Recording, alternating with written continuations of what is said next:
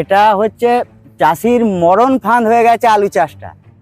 কিছু কিছু চাষি ভাবছে যে এবছরে দাম নাই, এর পরের বছরে হবে, এবছরে দাম হয়তো হয়ে যাবে, কিন্তু আলুর দাম হচ্ছে নাই আর হবেও নাই। তবে এবছরে চাষির দেয়ালে পিঠ ঠেকে গেছে বা যাবে। আলু তোলার পূর্বে আজ ভোরে আচমকাই দক্ষিণবঙ্গের বেশ কয়েকটি জেলায় বজ্রবিদ্যুৎ সহ বৃষ্টি হয়। তীব্র জোরালো নয়, বৃষ্টি হয়েছে হালকা থেকে মাঝারি পরিমাণে। 24 পরগনা, হাওড়া, কলকাতা, বর্ধমান, হুগলি, ঝাড়গ্রাম, পুরুলিয়া, মেদিনীপুর সহ দক্ষিণবঙ্গের 15টি জেলায় বৃষ্টি হয়েছে আজ। বঙ্গোপসাগরে তৈরি নিম্নচাপের জেরেই আজ বৃষ্টি হয়েছে বলে জানিয়েছে আলিপুর আবহাওয়া দফতর। বৃষ্টির সম্ভাবনা রয়েছে উত্তরবঙ্গেও। দার্জিলিং, কালিম্পং ও জলপাইগুড়ি জেলার বিভিন্ন এলাকাতেও বৃষ্টির পূর্বাভাস মিলেছে হাওয়া অফিসের তরফে। প্রায় মাস চারেক পর বসন্তের শুরুতেই দক্ষিণবঙ্গে হওয়া আজকের বৃষ্টির জেরে কিছুটা আনন্দিত সাধারণ মানুষ। আজকের বৃষ্টির কারণে মাটির নিচে থাকা আলুর খুব একটা ক্ষয়ক্ষতি হবে না বলে অনুমান আলু বিশেষজ্ঞদের। তবে এবছর চীন, ভারত, পাকিস্তান, বাংলাদেশ সহ বিশ্বের সব আলু উৎপাদনকারী দেশেই আলুর রেকর্ড ফলন হবে বলে অনুমান করা হচ্ছে, যা ভেঙে দিতে পারে পৃথিবীর সর্বকালের আলু উৎপাদনের রেকর্ড। ইতিমধ্যেই বাংলাদেশেও শুরু হয়েছে আলু তোলার কাজ। সূত্রের খবর, ভারতের আলুর জগতের মতোই একই পরিস্থিতি বাংলাদেশেও। আলু বিক্রি করে বাংলাদেশে আলু উৎপাদনকারী কৃষকেরাও পাচ্ছেন না আলুর ন্যায্য মূল্য। নমস্কার, আপনারা দেখছেন ইন্ডিয়া পটেটো নিউজ। সরকারি নিয়ম মেনে প্রতি বছরের মতো এবছরেও মার্চের 1 তারিখ থেকে আলু লোডিং শুরু হচ্ছে দক্ষিণবঙ্গের হিমঘরগুলিতে। তার আগে মাঠে আলুর পরিস্থিতি পরিদর্শন করতে আজ 24শে ফেব্রুয়ারি 2026-এ ইন্ডিয়া পটেটো নিউজের ক্যামেরা এসে পৌঁছালো বাঁকুড়ার ইন্দাসে। ইন্দাস থানা সংলগ্ন এলাকায় নেই কোনো হিমঘর। ইন্দাস থানা অন্তর্ভুক্ত যে সমস্ত গ্রামে জলদি আলু চাষ হয় পুরোটাই ফুডে বেরিয়ে যায়। ইন্দাস থানা অন্তর্গত এলাকায় চাষ হওয়া অবশিষ্ট পাকা আলুর বেশিরভাগই লোড হয় কতুলপুর ও পাত্রসায়ের থানা অন্তর্ভুক্ত কোল্ড স্টোরেজগুলিতে।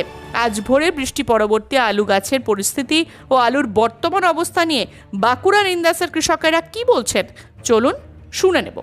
প্রতিদিন সারা ভারতে নতুন আলুর দাম আপনার মোবাইলের মাধ্যমে দেখার জন্য প্লে স্টোর থেকে India potato market rate app download করে নতুন আলুর রেট অপশানটিতে ক্লিক করুন। চ্যানেলে নতুন হলে চ্যানেলটি সাবস্ক্রাইব করুন এবং ফেসবুক পেজটি ফলো করুন। ভিডিওটি শেয়ার করে দেশ বিদেশের কৃষক ও ব্যবসায়ীদের কাছে পৌঁছে দিতে ভুলবেন না। নমস্কার দাদা, কি নাম আপনার? আমার নাম কালীপদ ঘোষ। আমরা আজকে যে এই বিকালের দিকে আমরা যে গ্রামটিতে আজ এসেছি, ইন্দাস থানা অন্তর্ভুক্ত, এই গ্রামটির কি নাম? সামরঘাট, সাঁপুড়া। সাঁপুড়া। আলু তুলছেন, এখন দেখতে পাচ্ছি আলু লোডিং চলবে ট্রাক্টরেতে এবং আলু তোলা প্যাকেটিং প্রায় শেষের পথে। মোটামুটি কি রকম কি দামে বিক্রি করছেন? আজকে চাষির দাম 200 টাকা, 200 টাকা পয়েন্ট লোড, 250 টাকা এরকম দাম আছে। মানে 200 টাকা চাষির দাম বস্তা, আর পয়েন্ট লোড হচ্ছে 250 টাকা। 250 টাকা মানে হিসাব অনুযায়ী 4 টাকা কেজি দরে আপনি আলুটা বিক্রি করছেন। গতকাল মানে আজকে ভোরবেলায় বৃষ্টি হয়েছে নাকি এদিকে? না, বৃষ্টি হালকা হয়েছিল, সেরকম কিছু প্রভাব পড়েনি। 2-4 ফোঁটা হালকা বৃষ্টি হয়েছিল, খুব বেশি বৃষ্টি হয়নি। না। তো এতে তাহলে আলুর কি ক্ষতি হবে মনে হচ্ছে? না না না, এতে আলুর কোনো ক্ষতি হবে না। না, এই যে ধরুন এত কষ্ট করে খরচ খরচা করে আপনারা যে চাষ করেছেন, 4 টাকা কেজি দরে আজকে আলু বিক্রি করছেন, এরকম বোল্ডারের মতো সাইজ আলুর এবং যথেষ্ট মোটা দানা, ভালো দানা আছে, এটা নিয়ে কি বলবেন? এটা কি প্রত্যাশা করেছিলেন? বছর বছরই তো দেখা যায় যে পোকরাজ আলুর খুব একটা দাম থাকে না বললেই চলে। না, প্রত্যাশা করা হয়নি। আর এটা হচ্ছে চাষির মরণ ফাঁদ হয়ে গেছে আলু চাষটা। কিছু কিছু চাষি ভাবছে যে এবছরে দাম নাই, এর পরের বছরে হবে, এবছরে দাম হয়তো হয়ে যাবে, কিন্তু আলুর দাম হচ্ছে নাই আর হবেও নাই। তবে এবছরে চাষির দেয়ালে পিঠ ঠেকে গেছে বা যাবে, কারণ আর উপায় নাই। আপনারা এই যে পোকরাজ আলুটা চাষ করেছেন, পোকরাজ আলুটা চাষ করে মোটামুটি বিঘাতে কিরকম খরচা এসে দাঁড়িয়েছে? খরচ খরচা কেমন হয় মোটামুটি বিঘাতে? ও 25 থেকে 27 হাজার টাকা সবকিছু নিয়ে। হ্যাঁ।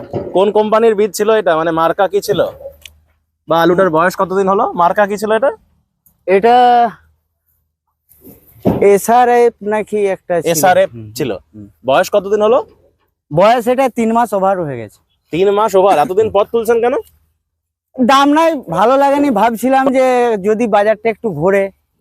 ইন্দাসের এই দ্বারকেশ্বর নদের তীরবর্তী বিভিন্ন এলাকায় পোকরাজ আলু চাষটা হয়। আলু তোলা মোটামুটি কতটা কমপ্লিট হলো? আলু পোগরাজটা মোটামুটি 60% 70% হয়ে গেছে। 60 থেকে 70% কমপ্লিট হয়ে গেছে হ্যাঁ। পোকরাজ আলু তোলা। হরদেব সিং সাংঘার এস মার্কা ও সুখজিৎ সিং ভাট্টির বি মার্কা আলু বীজ বিক্রয়ের বিশ্বস্ত প্রতিষ্ঠান ঘোষাল এগ্রিকালচার এন্টারপ্রাইজ। দীর্ঘ 1 দশকেরও বেশি সময় ধরে প্রতিটি কৃষকের বিশ্বাসের আরেক নাম ঘোষাল এগ্রিকালচার এন্টারপ্রাইজ। খুচরো ও পাইকারি বীজ বিক্রয় করা হয়। প্রযত্নে শম্ভুনাথ ঘোষাল। আমাদের 2টি কাউন্টার আছে। হরদেব সিং সাংঘার এস মার্কা পিওর কাউন্টার ধনিয়াখালী হল স্টেশনের কাছে ঘোষাল মার্বেল সন্নিকট এবং সুখজিৎ সিং ভাটির বি মার্কা পিওর কাউন্টার বেলমুড়ি হাটতলা হুগলি। এছাড়াও আমাদের বেলমুড়ি হাটতলার কাউন্টারে মাহিন্দ্রার কলম্বো আলু পাওয়া যায়। Mobile number 9434301523। Original Bhatti S GS KF কেতন জেএফ এনএএফ টিএফ সহ বিভিন্ন নামি দামি উচ্চ ফলনশীল সেরা পাঞ্জাব আলু বীজ মানে তারকেশ্বরের সারদা আলু বীজ ভান্ডার। আইটিসি টেকনিক ও হিমালিনী ও মাহিন্দ্রা কোম্পানির কলম্বা স্পেশাল বীজের সেরা পরিবেশক তারকেশ্বরের সারদা আলু বীজ ভান্ডার। প্রোপাইটার প্রদ্যুৎ কুমার দাস। ঠিকানা টিসি রোড তারকেশ্বর নতুন bus stand Hooghly. Phone number 9434011411 অথবা 9933442118। আধুনিক নিত্য নতুন ডিজাইনের সোনা রূপো হীরের গয়না কেনার একমাত্র ঠিকানা নিউ পিঙ্কি জুয়েলার্স। এখানে সুদক্ষ কারিগর দ্বারা 22 ক্যারেট HUID হলমার্ক যুক্ত খাঁটি স্বর্ণ অলংকার তৈরি করা হয়। গহনার মজুরিতে রয়েছে বিশেষ ছাড়, তাই দেরি না করে আজই আসুন নিউ পিঙ্কি জুয়েলার্সে। ঠিকানা পুরাব সিনেমাতলা হুগলি। মোবাইল নাম্বার 8016349465 অথবা 8967006582। চাপাডাঙ্গায় উন্নত মানের পাঞ্জাব আলু বীজের একমাত্র ঠিকানা তারকনাথ আলু ভান্ডার। সংঘা, ভট্টি, খালসা, কপুর, করণ, কিষান সহ পাঞ্জাবের নানা নামি দামি কোম্পানির আলু বীজের বিশ্বস্ত প্রতিষ্ঠান তারকনাথ আলু ভান্ডার। আমাদের ঠিকানা college road, Chapadanga, Hooghly. Proprietor Taraknath Nag ও মহারাজ নাগ। Phone number 9883465765। হ্যাঁ। ওভারঅল চাষিরা তো তাহলে ভালো দাম পেলো না। না না না না আর ইন্দাস এলাকায় তো কোনো স্টোর নেই। না, ইন্দাসের টোন নেই। ইন্দাসের চাষিদিকে আলু রাখতে হয়। পাত্র স্যার ব্লকের রসুলপুরে 2টো স্টোর আছে এবং কতুলপুরে তো 7টা-8টা স্টোর আছে। আজকে তো 24 তারিখ, কদিন বাদ থেকে এবারে আলু তোলা স্টার্ট হয়ে যাবে। বিভিন্ন ধরুন সব জায়গাতে 1 তারিখ থেকে দক্ষিণবঙ্গে হিমঘর খুলে যাবে। আপনি যে স্টোর আলু হয়, স্টোর আলু চাষ করেছেন নাকি আপনি? স্টোর আলু অল্প আছে। জ্যোতি কোন স্টোরে রাখেন না বিক্রি করে দেন? মাঠ থেকে কমলায় রাখা হয়, কমলায় রাখা হয়, বিক্রিও করা হয় আর রাখাও হয় কিছু। কতুলপুরের কমলা কোল্ড স্টোরেজে রাখেন। এবছরে আলু যখন ধরুন তুলবেন, স্টোর আলু যখন তুলবেন, মোটামুটি কিরকম দাম চান বিক্রি করার সময়? শুনুন, সর্বনিম্ন 400 টাকা বাজার হলে খরচাটা উঠে হয়তো কিছু থাকবে, আর ওই 400 নিচে দাম হলে চাষির ঘর থেকে যাবে। 400 টাকা যদি দাম থাকে সাপোজ, সেক্ষেত্রে বিক্রি করবেন মাঠ থেকে? আর পয়সার দরকার হলে, টাকার দরকার হলে করতে বাধ্য। আর তাছাড়া ধরুন টোরে রেখেও তো লস হচ্ছে। আপনাদের এদিকে কত শতকের বিঘা? 40 শতকে। 40 শতকে বিঘা। পোকরাজ আলু কাটায় মোটামুটি কটা করে ফলন হচ্ছে? আপনার ধরুন 6টা থেকে হচ্ছে 7টা, 8টা, 9টা, 10টা শোনা যাচ্ছে। কি 10টা? হ্যাঁ শোনা যাচ্ছে, কিন্তু আমাদের 6টা 7টার বেশি হয় না। কাকে বিক্রি করবেন এটা? এটা পরেশ কোলেকে, এখানকার ব্যবসায়ী। এখানকার ব্যবসা। আপনি এবছর পোকরাজ কতটা লাগিয়েছেন বললেন? আমি এবছর বিঘে 2 লাগিয়েছি। অল্প অল্প লাগে। পোকরাজ চাষ ঠিক অল্প? পোকরাজ ছাড়া আর কি চাষ করেন? মানে আলু, জ্যোতি বা পোকরাজ ছাড়া? রাঙা আলু চাষ করি। আলুটা বেশি করেছি। রাঙালু কিরকম গেছে এবছর?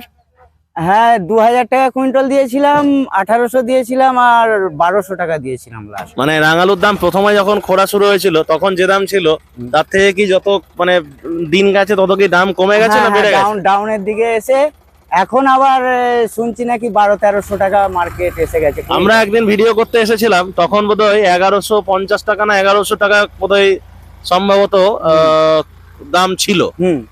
অনেকটাই কমে গেছিল মাঝখানে, আমি যেটুকু শুনলাম। আলু নিয়ে কি বলবেন? আমাদের প্রশাসনকে কিছু বলার রয়েছে আলু নিয়ে? শুনুন, আলুর দাম হচ্ছে এখন যেটি ব্যাপারটি হচ্ছে, প্রশাসন মার্কেটটা বেড়ে গেলে ভাবে যে কিভাবে কন্ট্রোল করা যায়, নিয়ন্ত্রণ করা যায়। কারণ সাধারণ মানুষের টাউনের কথা ভেবে। কিন্তু যখন মার্কেটটা নিম্নমুখী হয়ে যায়, আলু যখন ফলনটা বেড়ে যায়, তখন প্রশাসনের হাতছাড়া হয়ে যায়। হয়তো বলেন না ন্যায্য মূল্যের দামে আলু কিনবো বা এই দাম হলে ভালো হতো, তখন সেটা কার্যকারী হয় না। কারণ বাইরের স্টেটে যখন আলুর চাহিদা থাকে, সেই জায়গায় যখন মার্কেটটা বর্ডারটা চেপে দেওয়া হয়, চেপে দেওয়াটা সহজ, ঝুট করেই কিন্তু বাজারটা নিয়ন্ত্রণ হয়ে যায়। কিন্তু তারপরে বাইরের স্টেটে যদি চাহিদা না থাকে, তো সেই বাংলার আলুকে বাইরের স্টেটে নিয়ে যে তখন আর দাম ঠিকঠাক করা সম্ভব হয় না। কারণ তাহলে এবছরে ধরুন যা চাষ করলেন, রাঙালু বলুন বা স্টোর আলু বলুন বা এই কাঁচা আলু, সামনের বছর কি এই পরিমাণে কমবে, মানে করবেন না কিছু কমাবেন বা কিছু বাড়াবেন বলে কমাতে বাধ্য, কমাতে এত লস চাষির সহ্য কি করে করবে বলুন না। আমাদের সব মধ্যবিত্ত চাষি, চাষের ওপরে নির্ভর। তো এইভাবে যদি আলুটা আমাদের প্রধান চাষ, কিন্তু এইভাবে যদি আলুর দাম হয়, তো আজ থেকে ধরুন 3-4 বছর আগে একবার দাম হয়ে গেছে, তখন হয়তো সরকার দামটা নিয়ন্ত্রণ করে দিয়েছে, হাই দামটা, কিন্তু তারপর তো দাম আর উঠছে নাই। কিন্তু সেই জায়গায় চাষি লসে রান করছে। ধান চাষ করেন না? ধান চাষ? হ্যাঁ, ধান চাষ করি। বড় লাগিয়েছেন? হ্যাঁ, বড় লাগিয়েছি। ধান কতটা লাগিয়েছেন এবছর? ধান টোটাল 6-7 বিঘা হবে। 6-7 বিঘা লাগিয়েছেন? হ্যাঁ। কমপ্লিট, রোপণ কমপ্লিট? হ্যাঁ, এইটাও লাগাবো। এটাতেও ধান লাগাবেন? হ্যাঁ। এই অনুষ্ঠানে সম্প্রচারিত সমস্ত বক্তব্য বক্তাদের নিজস্ব ব্যক্তিগত মতামত। এই অনুষ্ঠান বাজারের নির্ধারক নয়। অনুগ্রহ করে ব্যবসায়িক পদক্ষেপের পূর্বে নিজের বিচার বুদ্ধি কাজে লাগিয়ে সিদ্ধান্ত নিন। আলু রাখা বাজারগত ঝুঁকি সাপেক্ষ।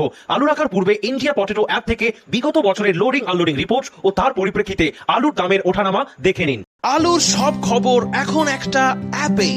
আলুর প্রাত্যহিক বাজার দর, আলুর সর্বভারতীয় বাজার দর, আলুর সকালের বাজার দর, লোডিং আনলোডিং রিপোর্ট, বিগত 10 বছরের আলুর তথ্য, সারা ভারতবর্ষের 20,000 আলু চাষী ও ব্যবসায়ীদের তথ্য এখন আপনার হাতের মুঠোয়। প্লে স্টোর থেকে আজই ডাউনলোড করুন India potato market rate app. 2012 সাল থেকে প্রতি মুহূর্তে আপনার সঙ্গে।